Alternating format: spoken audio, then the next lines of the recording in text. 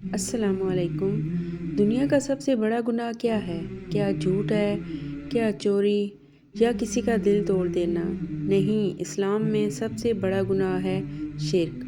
ایک ایسا گناہ جو اللہ کبھی معاف نہیں کرتا اگر انسان بنا توبہ کیے اس دنیا سے چلا جائے۔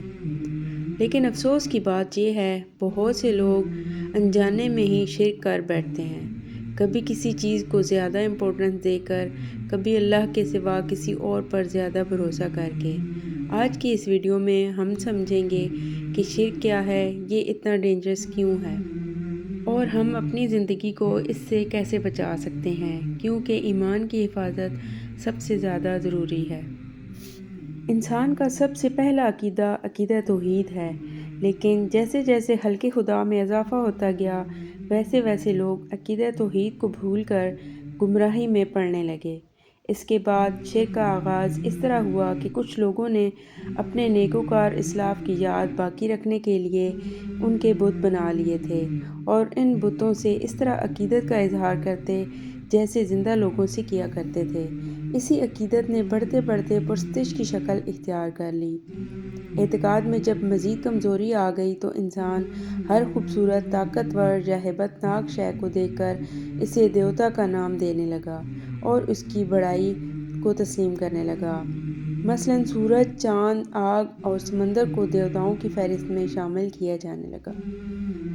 اس طرح نفع بخش چیزوں جیسے مثلاً گائے وغیرہ کی بھی پوجا شروع کر دی گئی، یعنی ان چیزوں کو اللہ تعالیٰ کے ساتھ شریک کیا جانے لگا، اور اسی کو شرک کہتے ہیں۔ لوگوں کو شرک سے محفوظ رکھنے کے لیے اللہ تعالیٰ نے رسول بھیجے تاکہ انہیں گمراہی کے اندھیرے سے نکال کر توحید کی روشنی میں لا کھڑا کریں۔ قرآن کریم نے ان چیزوں کی بے بسی اور بے چارگی کو، جنہیں لوگوں نے معبود بنا لیا تھا، بہت خوبصورت انداز میں اس طرح بیان کیا ہے۔ سورۃ الحج آیت نمبر 73۔ لوگوں، ایک مثال دی جاتی ہے، غور سے سنو۔ جن معبودوں کو تم خدا کو چھوڑ کر پکارتے ہو، وہ سب مل کر ایک مکھی بھی پیدا کرنا چاہیں تو نہیں کر سکتے، بلکہ اگر مکھی ان سے کوئی چیز چھین لے جائے تو وہ اسے چھڑا بھی نہیں سکتے۔ مدد چاہنے والے بھی کمزور، اور جن سے مدد چاہی جاتی ہے وہ بھی کمزور۔ انسان کو شرک کی لعنت سے پاک کرنے کے لیے شرک کی شدید مذمت کی گئی ہے اور اسے بہت بڑا ظلم کہا گیا ہے۔ قرآن کریم میں ارشاد ہوتا ہے، سورۃ لقمان آیت نمبر 13، ترجمہ: بے شک شرک بھاری بے انصافی ہے۔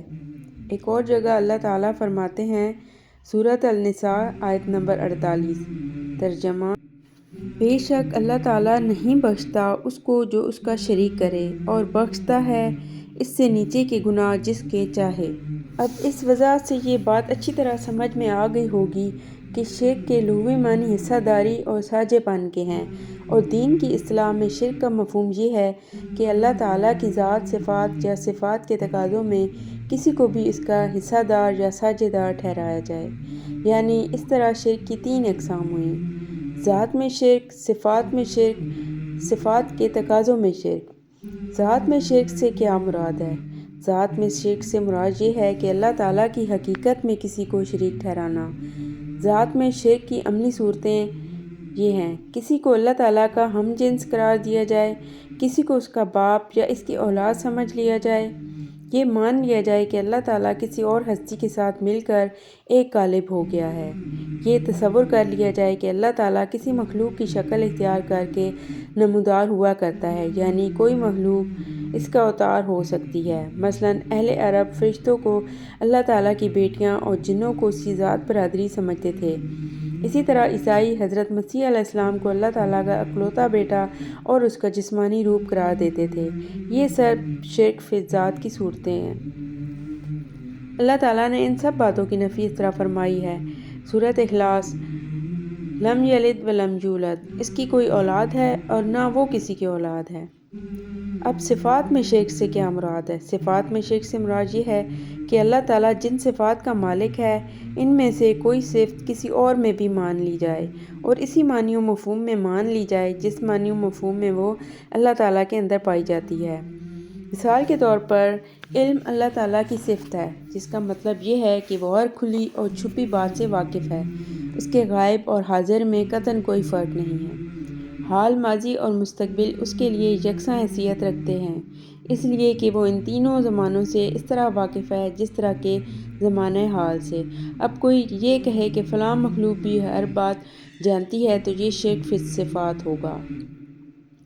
اسی طرح نفع یا نقصان پہنچانا بھی اللہ تعالیٰ کی صفات میں سے ایک صفت ہے، یعنی یہ کہ وہ جسے چاہے خوشیاں دے اور جسے چاہے غم، کسی کو مسرت و راحت سے نواز دے اور کسی کو محروم کر دے۔ اب اگر کوئی شخص یہ کہے کہ جس طرح اللہ تعالیٰ نفع یا نقصان پہنچاتا ہے بینا اسی طرح کوئی اور بھی نفع یا نقصان پہنچا سکتا ہے، تو وہ خداوند کریم کی صفات میں سے ایک صفت میں اس کو ساجی ٹھہرا رہا ہے، اور اس کے اس عقیدے کو شرک فی الصفات کہا جائے گا۔ خداوند کریم نے ان تمام باتوں کی تردید قرآن مجید میں اس انداز میں فرمائی۔ سورۃ الشورى آیت نمبر 11۔ لیس کمثلہ شیء، اس جیسا کوئی بھی نہیں۔ اب صفات کے تقاضوں میں شرک سے کیا مراد ہے؟ خداوند کریم بے شمار عظیم صفات کا مالک ہے، اور بندے پر واجب ہے کہ وہ خداوند کریم کی صفاتی عظمتوں کے تقاضے اس طرح پورے کرے کہ اس کی عبادت و بندگی میں سر بسجود رہے، اور اس کی ان عظیم صفات میں کسی کو شریک نہ ٹھہرائے۔ مثلاً حقیقی محبت اور حقیقی اطاعت صرف اللہ تعالیٰ ہی کا حق ہے اور اس کے لیے مخصوص ہے۔ اگر کوئی شخص بینا ویسی ہی اطاعت اور محبت کسی اور سے بھی کرتا ہے تو یہ غیر اللہ کو شریک ٹھہرانا تصور کیا جائے گا، اور یہی در حقیقت صفات کے تقاضوں میں شرک کہلاتا ہے۔ اسی طرح اللہ تعالیٰ کی اس صفت کی مثالیں کہ اقتدار اعلیٰ صرف اللہ تعالیٰ کے ہاتھ میں ہے، حکم دینے اور قانون بنانے کا حق اصلاً وہی رکھتا ہے، اور اگر کسی اور کو بھی یہ حیثیت دے دی جائے، چاہے وہ ایک شخص ہو یا کئی افراد کا گروہ، تو یہ بھی شرک ہے۔ اقتدار اعلیٰ صرف خداوند قدوس کے ہاتھ میں ہے، وہی مقتدر اعلیٰ ہے، اور اس کے قوانین کے مقابلے میں کسی کا قانون کسی حیثیت کا حامل نہیں ہے۔